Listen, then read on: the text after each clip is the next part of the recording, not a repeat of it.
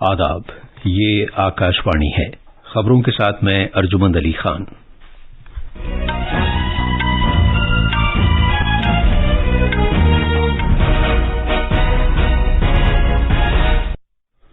گوا میں شنگھائی تعاون تنظیم میں شامل وزرائے خارجہ کی 2 روزہ میٹنگ ہو رہی ہے۔ وزیر خارجہ ایس جے شنکر نے تنظیم کے سیکرٹری جنرل زانگ منگ سے بات چیت کی ہے۔ اتر پردیش کے 37 ضلعوں میں میونسپل انتخابات کے پہلے مرحلے میں ووٹنگ جاری ہے۔ کرناٹک اسمبلی چناؤ انتخابات کی مہم اپنے شباب پر ہے۔ وزیر خزانہ نرملا سیتارمن نے ایشیائی ترقیاتی بینک پر زور دیا ہے کہ وہ لگاتار اور پائیدار ترقی کی غرض سے آب و ہوا کے سلسلے میں رقم فراہم کرنے پر توجہ مرکوز کرے۔ کیف اور یوکرین کے دوسرے شہروں میں دھماکے سنائی دیے ہیں۔ اس سے ایک دن پہلے روس نے یوکرین پر کریملن پر ڈرون حملے کا الزام لگایا تھا، اور آج شام حیدرآباد میں IPL کرکٹ ٹورنامنٹ میں سن رائزرز حیدرآباد کا مقابلہ کولکاتہ نائٹ رائڈرز سے ہوگا۔ اب خبریں تفصیل سے۔ شنگھائی تعاون تنظیم SCO کے ممبر ملکوں کے وزراء خارجہ میٹنگ کے لیے گوا پہنچنا شروع ہو گئے ہیں۔ روس کے وزیر خارجہ سرجئی لاوروف گوا پہنچ گئے ہیں۔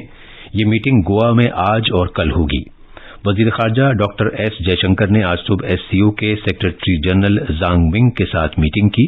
ڈاکٹر جے شنکر نے SCO میں بھارت کی صدارت کے لیے ان کی حمایت کی ستائش کی اور مزید کہا کہ بھارت کی صدارت SCO کو محفوظ بنانے کی خاطر اس کے عزم پر مبنی ہے۔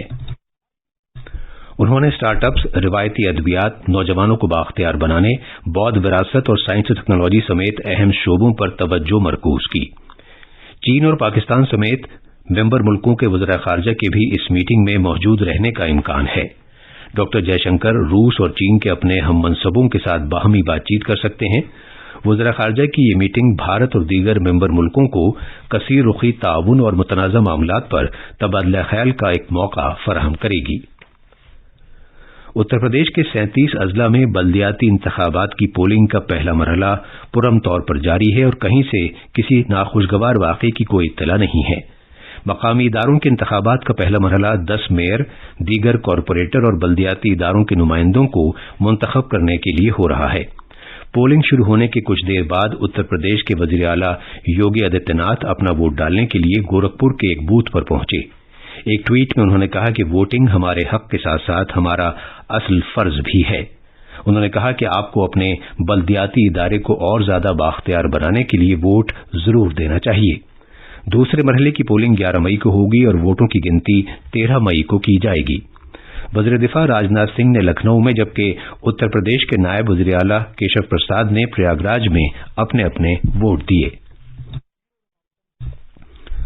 وزیر اعظم نریندر مودی کرناٹک اسمبلی انتخابات کی انتخابی مہم میں شامل ہونے کے لیے کرناٹک پہنچ رہے ہیں۔ وہ کل بیلاری اور تمکرو میں عوامی اجتماع سے خطاب کریں گے۔ BJP اور کانگریس کے مختلف سرکردہ لیڈر بھی آج ریاست میں انتخابی مہم میں حصہ لے رہے ہیں۔ مرکزی وزیر داخلہ امت شاہ نے جیوارگی میں ایک عوامی میٹنگ سے خطاب کیا اور آج بعد میں کلبرگی ضلع کے افضل پور میں ایک اور عوامی میٹنگ سے خطاب کریں گے۔ مرکزی وزیر نتن گڈکری نے بیلگاوی ضلع کے نپنی میں ایک عوامی اجتماع سے خطاب کیا۔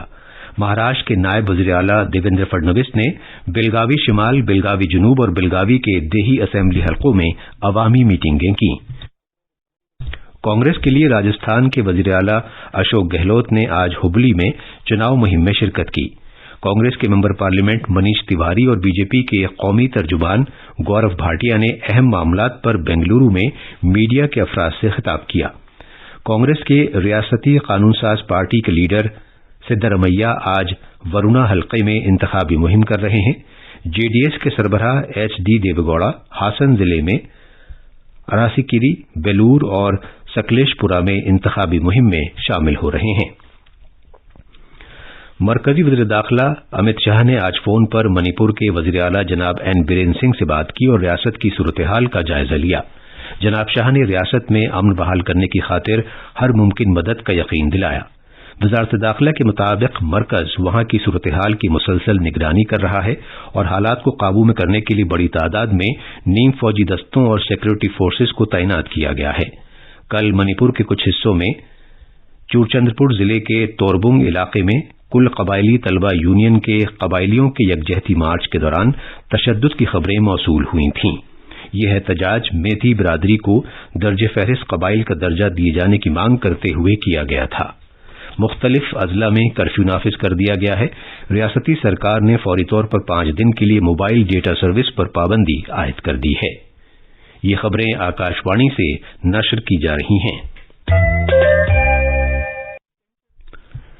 وزیر خزانہ نرملا سیتارمن نے ایشیائی ترقیاتی بینک کو مضبوط اور مستحکم کرنے کی ضرورت پر زور دیا ہے۔ انہوں نے یہ بھی کہا کہ خطے کی لگاتار اور مسلسل ترقی کے لیے قسط وار رویہ اپنانے کی بجائے یکسر تبدیلی لانے کی ضرورت ہے۔ انہوں نے یہ بات سیول میں ایشیائی ترقیاتی بینک کے گورنروں کے بورڈ کی میٹنگ سے خطاب کرتے ہوئے کہی۔ وزیر موصوف نے بینک پر زور دیا کہ وہ آب و ہوا کے مقاصد کے حصول کے لیے رعایتی نرخوں پر رقم فراہم کرنے کے لیے خاص طور پر بھارت جیسے متوسط آمدنی والے ملکوں کے لیے اپنے منصوبے کی وضاحت کرے۔ ساتھ ہی وزیر خزانہ نے یہ بھی کہا کہ بھارت میں سرکار کی سرگرم اور بااختیار بنانے کی پالیسیوں کے نتیجے میں دنیا میں پھیلی ہوئی اقتصادی غیر یقینی کے باوجود معیشت کی بنیاد مستحکم ہے۔ جموں کشمیر میں بارامولہ ضلع کے وانی گام پائین کے کریری علاقے میں آج صبح سویرے سیکورٹی دستوں کے ساتھ ایک جھڑپ میں 2 دہشت گرد مارے گئے۔ پولیس کے مطابق علاقے میں دہشت گردوں کے موجود ہونے کے بارے میں مخصوص اطلاع ملنے پر فوج اور جموں کشمیر پولیس کی مشترکہ ٹیم نے پائین علاقے میں محاصرے اور تلاشی کی کارروائی شروع کی تھی۔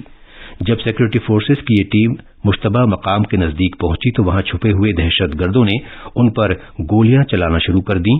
اس کے بعد ہونے والی گولی باری میں 2 دہشت گرد مارے گئے۔ مرنے والے دہشت گردوں کی شناخت کی جا رہی ہے۔ ان دہشت گردوں کے قبضے سے AK-47 طرز کی ایک رائفل اور ایک پستول سمیت قابل اعتراض مواد، ہتھیار اور گولی بارود برآمد کیا گیا ہے۔ ملک میں گزشتہ 24 گھنٹے میں کووڈ-19 کے کل 3,962 نئے معاملے سامنے آئے ہیں۔ مرکزی وزارت صحت نے کہا ہے کہ اسی عرصے کے دوران کووڈ-19 سے کل 7,873 افراد شفا یاب ہوئے ہیں۔ وزارت نے کہا ہے کہ اس وقت ملک میں کووڈ کے 36,244 مریض زیر علاج ہیں اور شفا یابی کی شرح سردست 98.73% ہے۔ یوکرین کی راجدھانی کیف اور کئی دوسرے شہروں میں آج صبح دھماکوں کی گونج سنائی دی۔ یہ ہوائی حملے ایک ایسے وقت ہوئے جب یوکرین کے صدر ولادیمیر زیلنسکی اپنے نیدرلینڈ کے غیر متوقع دورے کے ایک حصے کے طور پر ہیگ میں خطاب کرنے والے تھے۔ اس سے پہلے روس نے یوکرین پر الزام لگایا تھا کہ اس نے کرملن پر ڈرون حملہ کیا جس کا مقصد صدر ولادیمیر پوتن کو ہلاک کرنا تھا۔ البتہ یوکرین کے صدر نے روس کے ان دعووں کو غلط قرار دیا ہے۔ روس کے صدارتی دفتر کا کہنا ہے کہ کمپلیکس کو نشانہ بنانے والے ڈرونز کو الیکٹرانک رڈار کی مدد سے ناکارہ بنا دیا گیا۔ دفتر نے یہ بھی بتایا کہ مبینہ حملے کے وقت صدر پوتن اپنی رہائش گاہ میں موجود نہیں تھے۔ روس نے ڈرون کے اس واقعے کے بعد جوابی کارروائی کی دھمکی دی ہے۔ امریکی وفاقی ریزرو بینک نے افراط زر پر قابو پانے کے لیے شرح سود میں 0.25% کے اضافے کا اعلان کیا ہے۔ IPL میں آج شام 7:30 بجے حیدرآباد کے راجیو گاندھی انٹرنیشنل اسٹیڈیم میں سن رائزرز حیدرآباد کا مقابلہ کولکتہ نائٹ رائڈرز سے ہوگا۔